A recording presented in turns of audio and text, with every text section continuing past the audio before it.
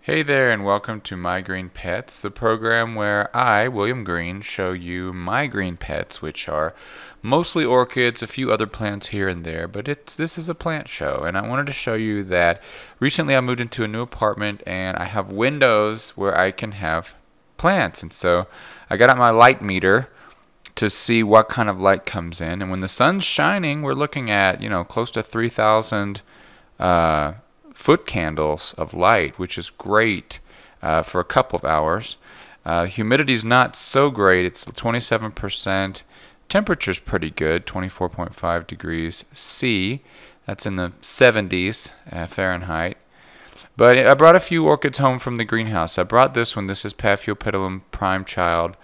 And then this is the Michael Kopovitz. And last week I said, they're not doing so great in the greenhouse. They seem to be staying too wet, rotting, not looking good. So I brought them home to see if they'll do better here. This is a Phalaenopsis that a coworker gave me. Big jade plant I received as a housewarming present a few years ago.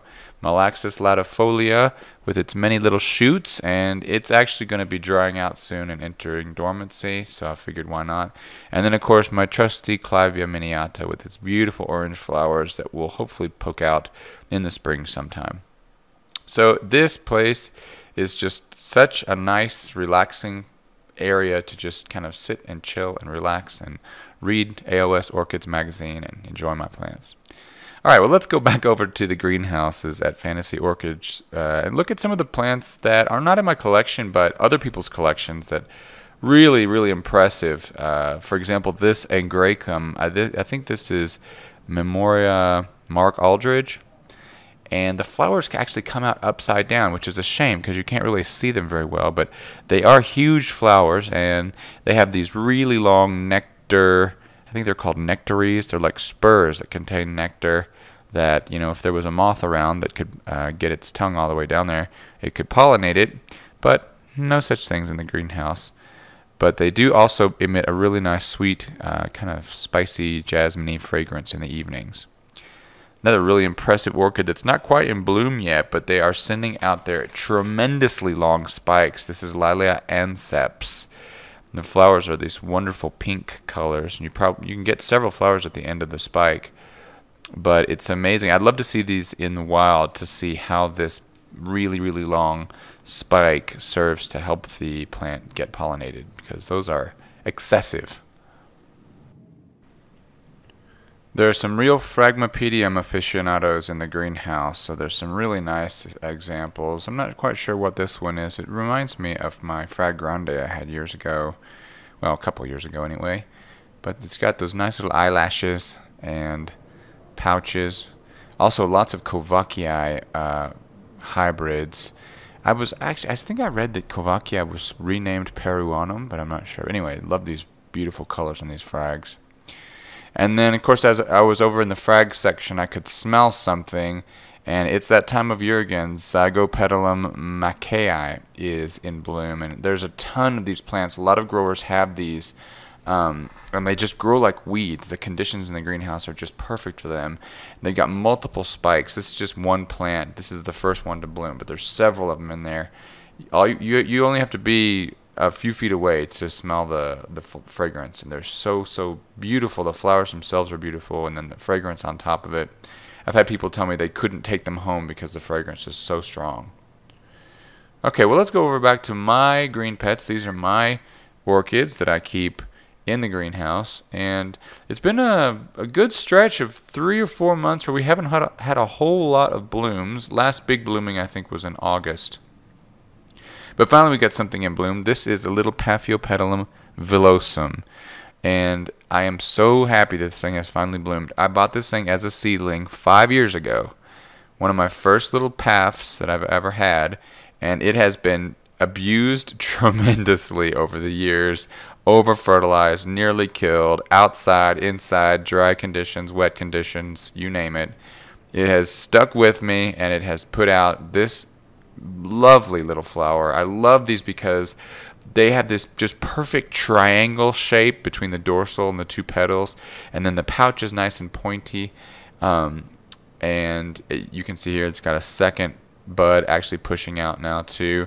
I'm hoping this big flower show for this little plant isn't going to set it back too awfully long, but I'm just really excited to have these. In fact, the name Paphiopedilum villosum, the villosum part actually refers to being hairy and furry, and the stem and the backs of the petals, they all have this kind of like fur on them, but that's not unusual. Lots of slipper orchids have those.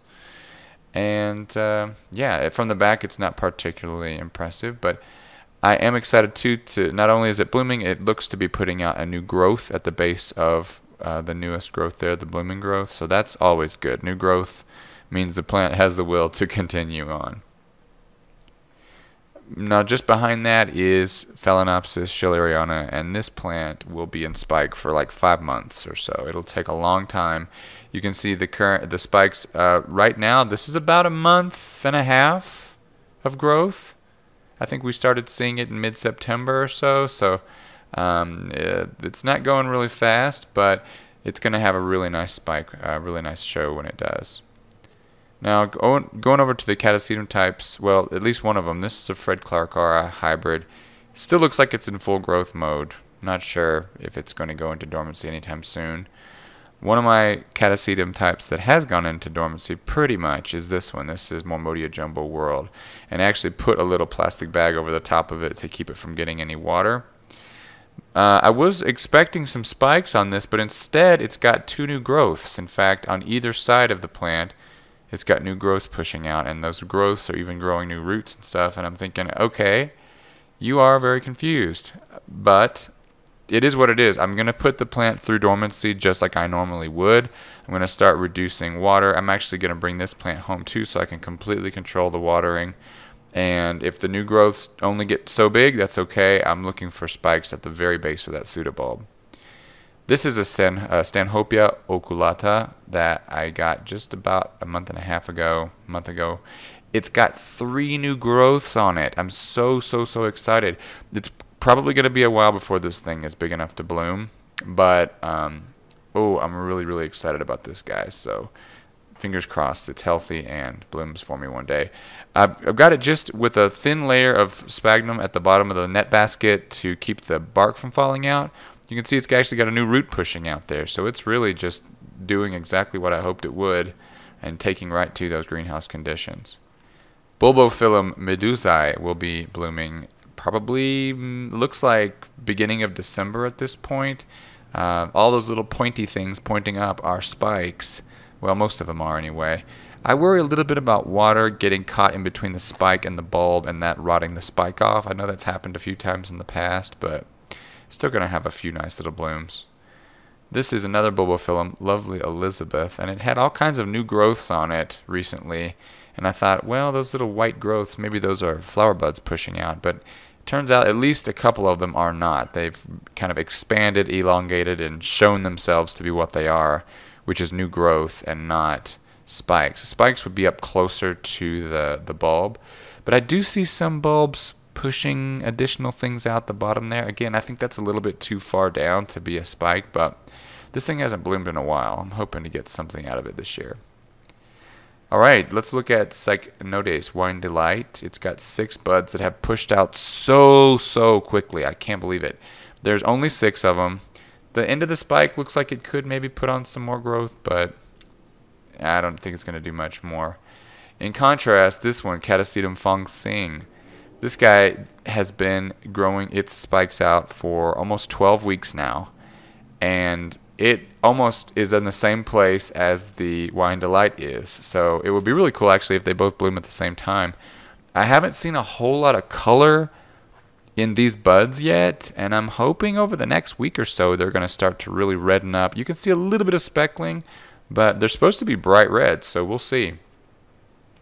Now, this Cattleya rex was struggling over the summer. I repotted it and destroyed its root system, but this plant is a fighter and it wants to live. It has put out lots of new roots, and you can even see, if you look just on the top there, there are new roots pushing out of the roots that it recently pushed out, so that's a good sign. Hopefully it's going to be okay. Another Cattleya rex that got pollinated earlier in the summer, August the 6th, I think, is this one. And this is the seed pod. So here we are in November, so September, October. 3 months on now for the seed pod. I've read they need at least 6 up to a year, 6 months to a year to mature the seed pod. So I really don't know at what point it's going to be ready, but I definitely want to have those seeds sown. And this is Cattleya rex that's just doing super well. It's got roots going all over the place, not only where you can see them here, but also on the other side of the pot. And I really can't move it at this point because the roots will break off, and I don't want that to happen. So the plant itself looks great.